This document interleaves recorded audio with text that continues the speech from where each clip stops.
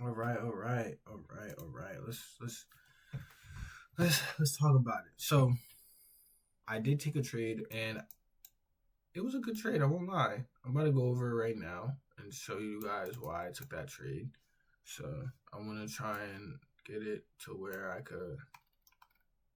Okay, word. Because I don't want the current market structure to be showing. So actually, it don't even matter. So here's what we got, right? I'm gonna do a nice little analysis for you guys, get you guys right. I got you guys on my other computer, my other camera right here. So what's cracking, what's cracking. So we have these lows sitting right here, right? This is my sell side, and I'm noticing that when the day started, we pushed down, pushed down, pushed down. So this means that London was just down. We still didn't touch no London highs. We still have this 1 hour gap that I think is still gonna get inversed, right? So we took our sell side liquidity. This is on the 1 hour time frame. The 1 hour time frame, we noticed that it takes way longer for something to hit the opposing side or opposing liquidity or anything on a 1 hour because obviously it's hours. So you feel me? You pick up where I'm putting down. Drop down to the time frame. I only use the 1 minute, the 2 minute, the 3 minute, the 5 minute as lower time frames. I don't really use the 15. The 15 doesn't really help. And it's just because it's like, as much as I understand that the 15 can help for certain people, it's just quarterlies for an hour, and I'm usually just looking for an inside trade to a lower time frame. If there's a 15-minute, cool, but I noticed that 5 minutes, 3 minutes, and 2 minutes hold strong for internal moves and for quick draws to liquidity. So I usually just use the 1 minute, the 2 minute, 3, and the 5. Those are the time frames that work for me. I dropped down on the 5 minute. And I noticed that we closed below it. Just this one little swift candle right here. And I was like, oh, okay, cool. You know what? I see it right here. And since we're on the 5 minute already, I'm like, okay, cool. So we have this 5 minute.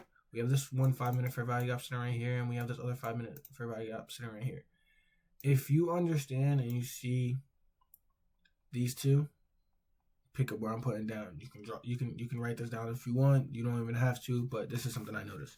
When I noticed that there's two 5 minute for value gaps, I noticed that the second one, aka this one right here, is usually the one that gets tapped into. So they're stacked. Stacked fair value gaps usually portrays to be a magnet.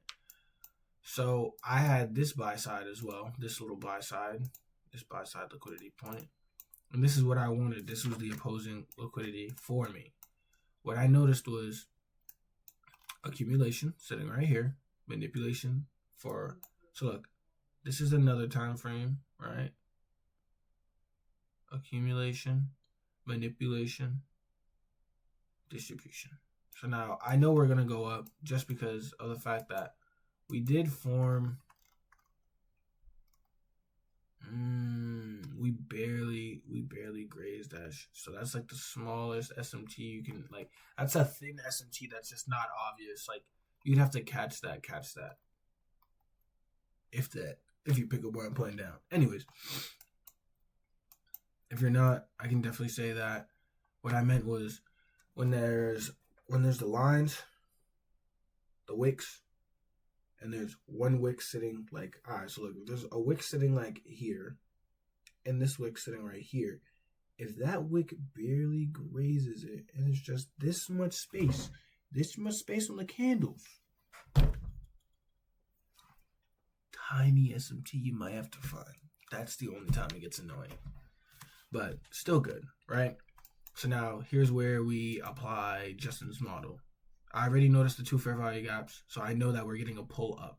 Now I just have to wait for a good confirmation. So I know that we had manipulation, which was down. Then we needed an inverse fair value gap. As you can see, this is a 5 minute, drop down to the 3. There's not really any 3 minutes. So when you notice that there's this 1 3 minute, but I'm talking about when you look to the left. What, 3 minute right here, 3 minute right here. We're not down here. This is currently where price is. Price is currently in this area prior to the trade. So you see in this area, there is only 1 3 minute. Over here, there is no 3 minutes for it to want to pull back and try and possibly go down. We have this change in the state on the 3 minute. There's nothing else on the 3-minute, but I do see that there is this candle right here. There's this change in the state, but I don't mark it as a change in the state until I saw the 3-minute get inverse. On the 3-minute, there's no other fair value gap sitting right here for price to want to pull back to this and instantly come down.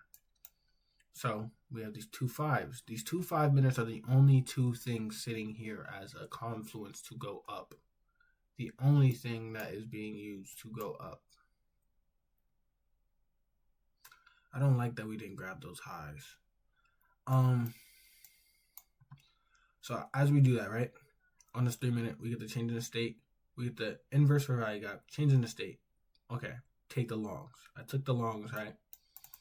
I took the longs, came up, and when price came down to about here, I forgot that, price is going to want to do a tap into a change in the state. Every time, it always pulls back into the change in the state. That is one thing I noticed with this chart. When that change in the state happens, it's going to pull back into it. And it's just a formal area. It's just like a formal area for you to notice where price is and where price taps back into. And it's like a good area to look at. But we tap back into the change in the state. And then there was a tiny SMT right here. So you see how there's this low?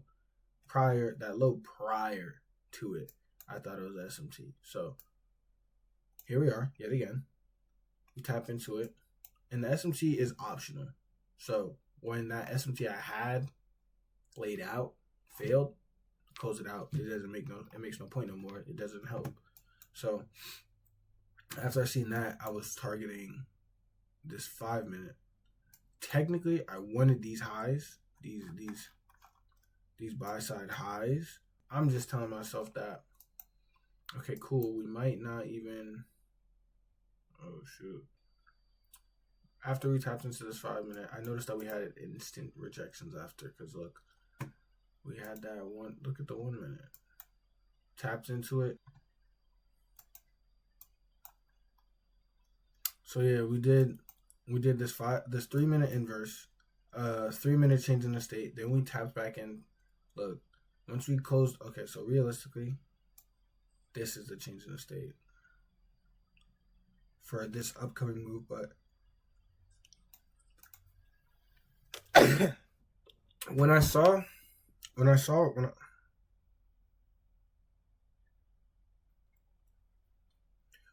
that we closed above it, that was a good thing for me to be like, okay, we went upside. But when we closed back down immediately, came back down for rejections, I was a little iffy about that.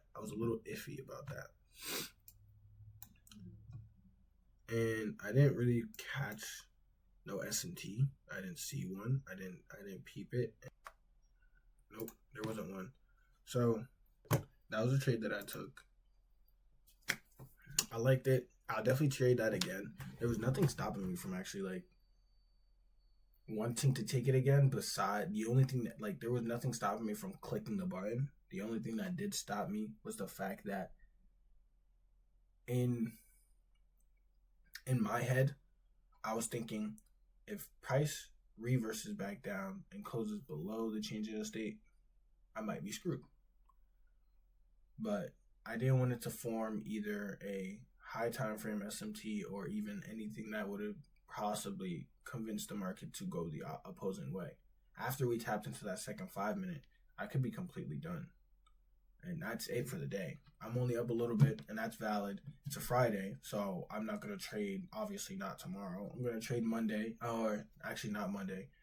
I'm going to watch the market Monday. If there's a solid setup, I'll take it. But if there isn't, then I'm going to trade Tuesday, Wednesday, and Thursday.